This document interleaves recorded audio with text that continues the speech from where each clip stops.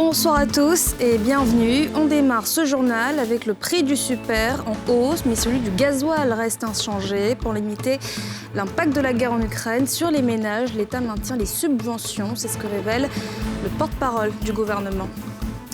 C'est donc stupéfait que les Ivoiriens ont découvert ce matin cette augmentation du litre du super de 40 francs CFA. Leur réaction à suivre dans ce journal. Et puis les éléphants de Côte d'Ivoire s'entraînent à Abidjan avant le match contre la Zambie vendredi. Un match sans véritable enjeu, mais le premier avec leur nouvel entraîneur, Jean-Louis Gasset. Le prix du super en hausse, mais celui du gasoil reste inchangé. Cela grâce au maintien des subventions de l'État pour réduire l'impact de la crise russo-ukrainienne sur les ménages. C'est ce que révèle le porte-parole du gouvernement à l'issue du Conseil des ministres présidé par le chef de l'État ce mercredi. Les précisions de Pierre Dipomel. Salle des pas perdue au palais de la présidence ce mercredi. Le Conseil des ministres, présidé par le chef de l'État Alassane Ouattara, s'y tient. Le ministre en charge du pétrole et de l'énergie, qui manquait à l'appel depuis sa nomination, a rejoint l'équipe. Certainement un hasard du calendrier, son tout premier Conseil des ministres coïncide avec l'augmentation du prix du litre de l'essence à la pompe, passé de 695 francs à 735 francs, c'est la deuxième augmentation depuis le début de l'année.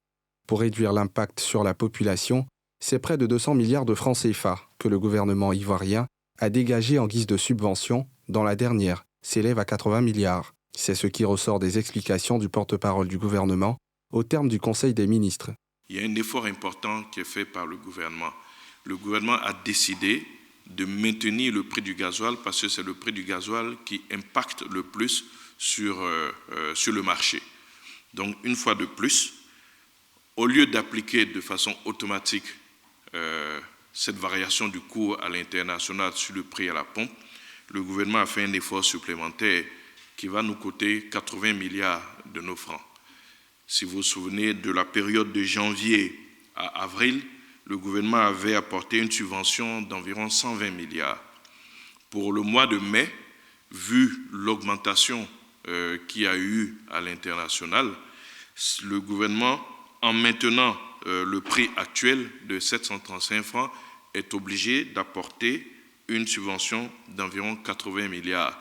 Donc si vous voyez, de janvier à mai, c'est 200 milliards que le gouvernement va injecter pour pouvoir, maîtriser d'une certaine façon cette augmentation du coût du pétrole.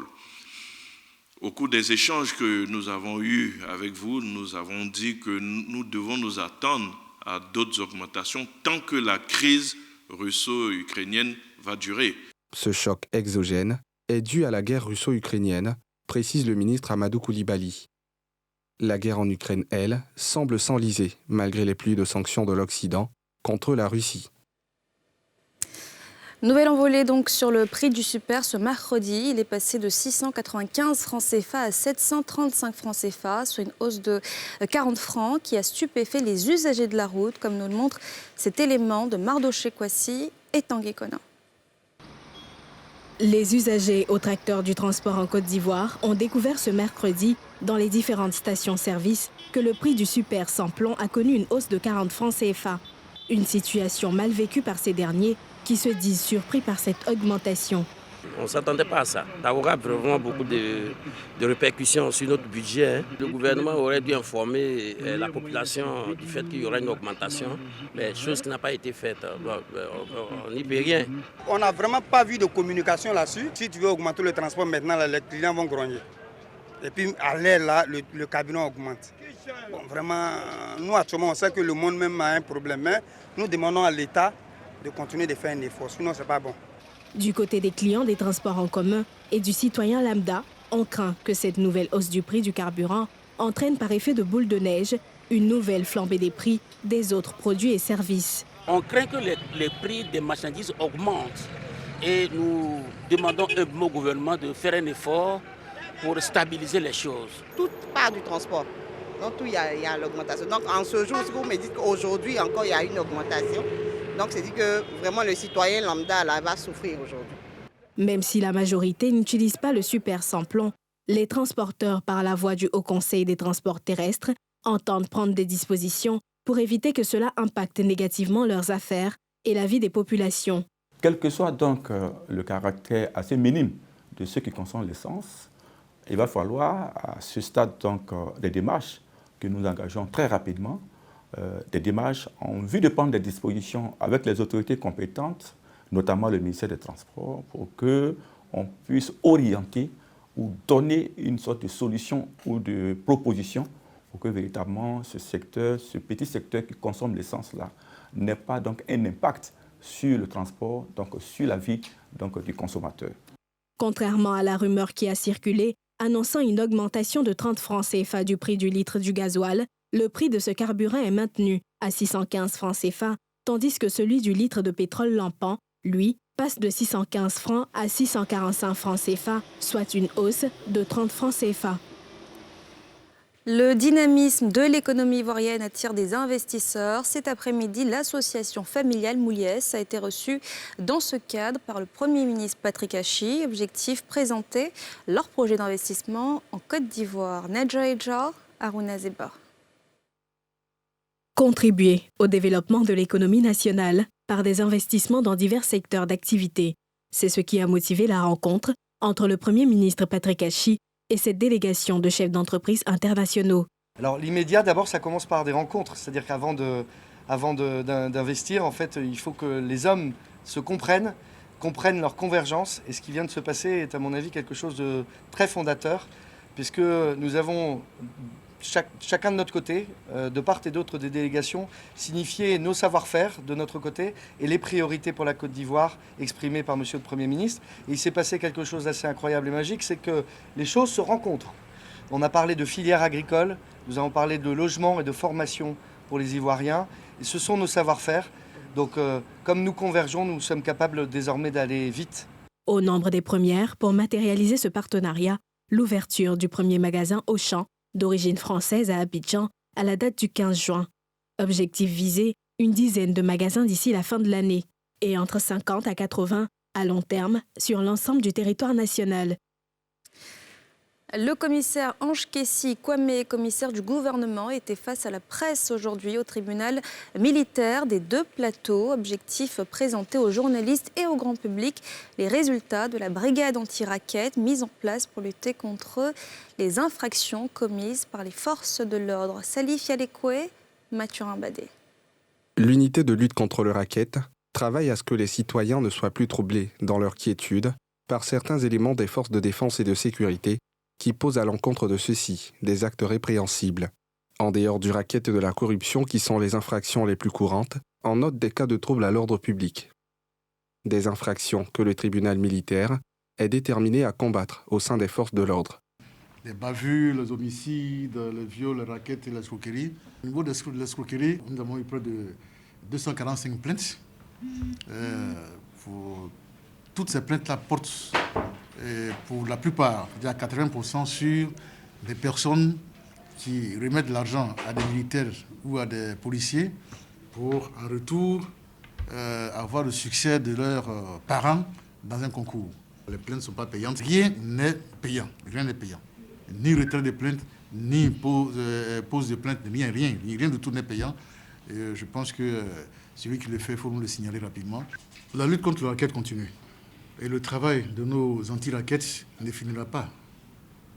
Tant qu'il y aura des hommes, il y aura toujours des infractions. Le tribunal militaire a été créé en 1974 pour que les populations et les forces de défense et de sécurité soient au même niveau pour les questions de respect de leurs droits.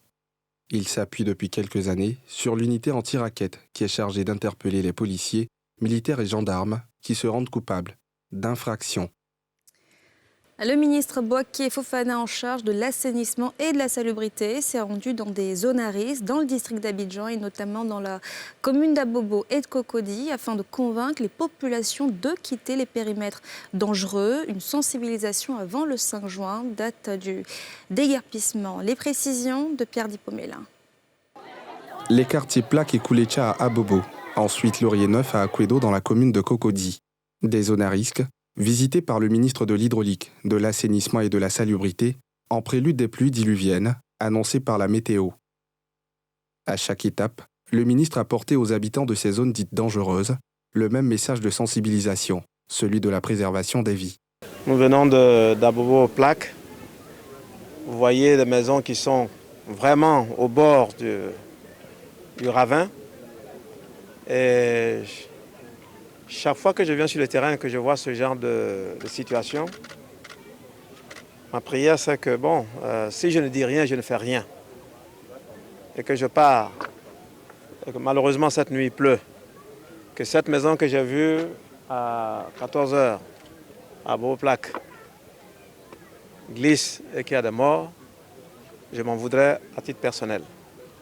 C'est pour cela que je voudrais que les populations comprennent. C'est pour sauver des vies humaines. Tout est discutable, tout est négociable. Mais il faut partir des zones à risque, surtout ceux qui sont vraiment, comme j'ai vu cet après-midi, comme on le voit ici, ceux qui sont au bord des ravins, il faut partir. À partir de maintenant, n'importe quel moment, il peut y avoir une grosse pluie. Ça peut être la journée, ça peut être la nuit. C'est ce que disent les prévisions de la Sodexam. Cette tournée du ministre Bouaké Fofana annonce aussi une opération de déguerpissement dès le samedi 5 juin. Les occupants de ces lieux appellent à l'aide. On souhaite que le gouvernement nous aide. S'il pouvait arranger le coin, pour nous laisser ici, ça nous arrangeait. S'il dit aussi on n'a qu'à quitter, il ne peut pas arranger le coin pour nous, on n'a qu'à quitter. Qui nous aide qu'on quitte? Cette opération de déguerpissement et de démolition est baptisée pour sauver ma vie. Je quitte les zones à risque. Ces dernières pluies ont déjà causé des drames dont un à Cocody, où une fillette a été emportée par le courant des eaux de ruissellement. En matière d'artisanat et de production locale, les talents ivoiriens se révèlent de plus en plus, des talents qui aimeraient plus de visibilité, mais qui font face à de nombreux défis, comme nous le montre ce reportage de Nadia Ejar et Kimo Eric. Lydiane Mangoumin arrive avec son associé dans cette supérette à la Riviera Faya, où sont exposés ses produits. Des jus de fruits bio à base de tamarin, passion, baobab, vendus à 1000 francs CFA le litre, et du biscuit. Quand elle commence en 2020, Lydiane tente sans succès de vendre dans les plus grandes surfaces. On m'a demandé de faire une demande. J'ai fait la demande, j'ai présenté les produits. On m'a dit qu'on allait me contacter. Mais jusqu'à présent, je n'ai pas encore été contacté. Ça va faire bientôt 1 an et demi. Une difficulté commune à cette entreprise productrice de riz local. Toutes ces grandes surfaces ont en leur sein leur propre marque.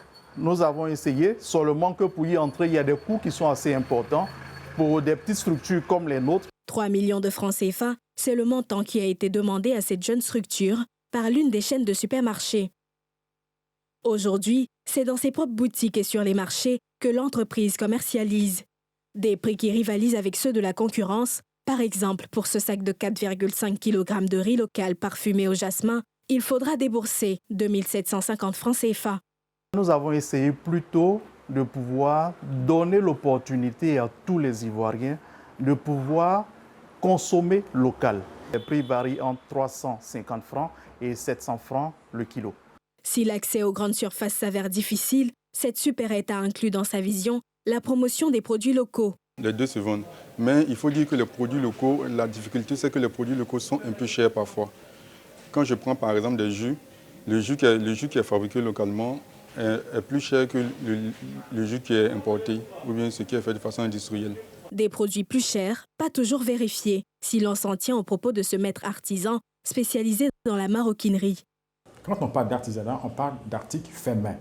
Donc c'est de très petites quantités. Alors la concurrence qui entre dans notre pays, c'est des produits industriels fabriqués en masse en de grandes quantités. Alors que le fait main demande des matériaux de qualité, demande de la précision et demande du temps.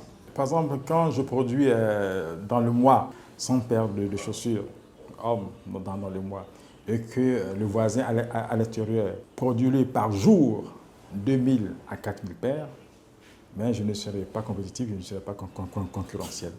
Et puis, mes produits, évidemment, coûteront cher. Un avis partagé par cet activiste engagé dans la promotion du Made in Côte d'Ivoire et investi dans la confection de chocolat. À la qualité de leurs produits qu'ils défendent s'ajoute l'impact socio-économique de la promotion du Made in Côte d'Ivoire. En réalité, notre économie ne sera vraiment dynamique que si on transformait sur place et on consommait sur place. On a des problèmes d'emploi, mais parce que c'est toute une chaîne en amont qui a été déjà servie. Et nous, on ne fait que consommer. Tous sont unanimes, il faut un appui du gouvernement, notamment en termes d'accompagnement, mais aussi de plébiscite des produits locaux. Permettre que ces grosses machines, ces gros distributeurs-là, puissent octroyer ne serait-ce que des têtes de gondole pour les produits made in Côte d'Ivoire. Quand bien même on dit qu'on est dans un système libéral, mais il y a quand même une sorte de protectionnisme qui existe partout dans le monde. Ils peuvent, ça c'est en termes de proposition, mettre des taxes sur certains produits qui peuvent être faits localement. Et quand ça vient de l'extérieur, là, il faut taxer cela pour encourager. La volonté politique, certes, mais aussi une sensibilisation de la population et l'acceptation de la consommation du Made in Côte d'Ivoire et des artisans et producteurs locaux à la prise en compte des critiques afin d'améliorer leurs produits et être plus compétitifs. Et puis, si vous avez déjà arpenté les rues de Treichville, vous avez pu constater le nombre important d'ateliers de couture qui existent dans la commune. Ce quartier est-il le temple de la couture Made in Côte d'Ivoire? C'est ce que Nadja Edja et Karine Kassi ont tenté de savoir dans ce reportage. À Treichville, commune Nzassa, il est presque impossible de circuler dans les rues et avenues sans voir des ateliers de couture, quelquefois alignés tout le long des avenues. Ce bruit de machine à coudre, William Amoudzi y est habitué. Lui, qui est arrivé dans cette commune en 1987 pour apprendre le métier de couturier, n'est plus jamais reparti. Je suis là, je suis toujours installé là, fini l'apprentissage, je continue encore avec mon entreprise à Treichville, je continue à exercer mon boulot. Ce qui le motive à se fixer à Treichville, c'est l'émulation qui existe entre les acteurs de la mode. Les clients quittent Angers, Benjerville, juste là. Mais il y a des stylistes là-bas, les couturiers là-bas, mais ils viennent à Treichville ici. Ici, c'est la concurrence même. C'est qu'on est collé. Ouais, tu viens sur mon voyage, ce qui n'arrive pas à faire, moi je le fais. Sur ce point, les couturiers sont unanimes. Ils décrivent même la commune Nzassa comme la référence en matière de confection de vêtements. Ici, là, on ne fait pas mauvais travail.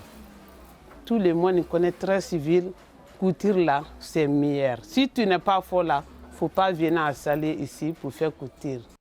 C'est donc à juste titre que Treichville continue de conserver les plus grands couturiers du pays, à l'instar de Cis Saint-Moïse. Toute sa vie, il aura vécu ici.